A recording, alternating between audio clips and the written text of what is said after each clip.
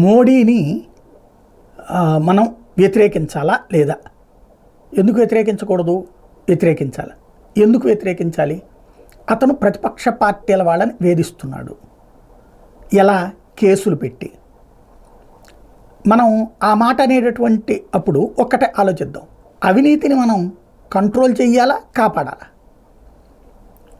అవినీతికి సంబంధించి కేజ్రీవాల్ని ఏ అవినీతికి వ్యతిరేక ఉద్యమం చేశాడో అదే కేజ్రీవాల్ అవినీతి చేస్తే కేజ్రీవాల్ అవినీతి చేశాడు కాబట్టి వదిలేయాలి. లేదు, ఇవాళ మోడీ అధికారంలో ఉన్నాడు కాబట్టి లాలూ ప్రసాద్ యాదవ్ని వదిలేయాలి. తనకి తనే గని కేటాయించుకుని, తనకి తనే తన కుటుంబానికి గనులు కేటాయించుకుని, తనకి తనే పర్యావరణ అనుమతులు కూడా తీసేసుకున్నటువంటి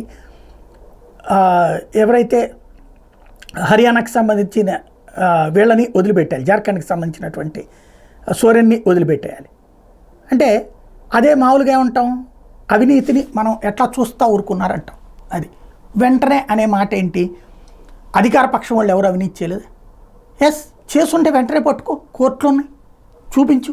రఫేల్ ఇష్యూలో కోర్టు దాకా వెళ్ళలేదా? కోర్టు తేల్చి చెప్పింది కదా. మిగతాది ఏదన్నా ఉంది అవినీతి, పట్టుకో.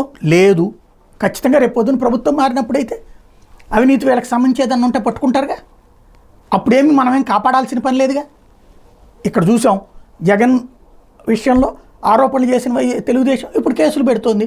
ఇదివరకు తెలుగుదేశం మీద ఆరోపణలు చేసిన వైసీపీ కేసులు పెట్టింది. కేసులు పెట్టినప్పుడు అది రాజకీయ కక్ష సాధింపు అంటే ఎవరి మీద ఎవరు పెట్టుకోకూడదు, అంతే కదా. అప్పుడు రాజకీయ అవినీతిని మనం అంగీకరించినట్టు అవుతుంది. ఇది ఒక ఆస్పెక్ట్. రెండవది, మోడీని వ్యతిరేకిద్దాం సరే, ఎవరిని తెచ్చుకుందాం మనం? సీతారాం ఏచూరిని తెచ్చుకుందామా? రాజాని తెచ్చుకుందామా?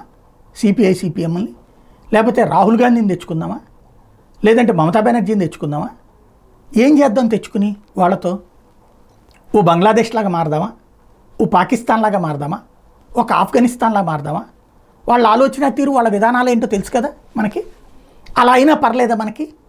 ఎలా బ్రతికినా పర్లేదు అనుకుందామా? మనం ఎక్కడికి వెళ్దాం అప్పుడు?